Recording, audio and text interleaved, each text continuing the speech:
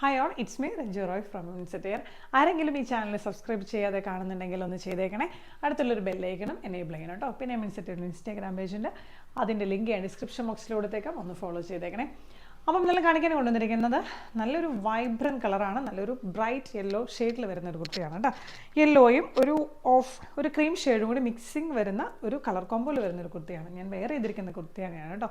നല്ല premium cotton ആണ്, നല്ല ക്വാളിറ്റിയുള്ള നല്ല കോട്ടൺ ആണ് കേട്ടോ. പ്രിൻറ്റിൻ്റെ ക്ലോസർ വ്യൂ കാണിച്ചു തരാം.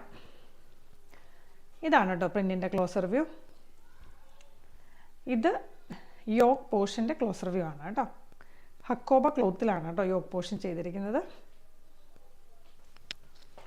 നെക്ക് ഒരു നല്ലൊരു ഡിഫറെൻറ്റ് പാറ്റേണിലുള്ള നെക്കാണ് കേട്ടോ ചെയ്തിരിക്കുന്നത്. ഇങ്ങനെ വന്നിട്ട് ചെറിയൊരു എന്താ പറയുക, ഒരു വീലത് കുനിച്ച് അവർ നിർത്തിയേക്കുവാണ് കേട്ടോ. നല്ല ഭംഗിയുള്ളൊരു നെക്കാണ് കേട്ടോ, നെക്ക് പാറ്റേൺ ആണ്.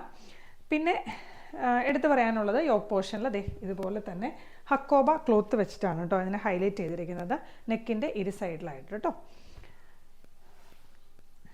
സ്ലീവ് 3/4 ആണ്. സ്ലീവിൻ്റെ അറ്റത്തും ഇതുപോലെ തന്നെ ഹക്കോബയുടെ ഒരു പീസൊക്കെ വെച്ചിട്ട് ഹൈലൈറ്റ് ചെയ്തിട്ടുണ്ട് കേട്ടോ.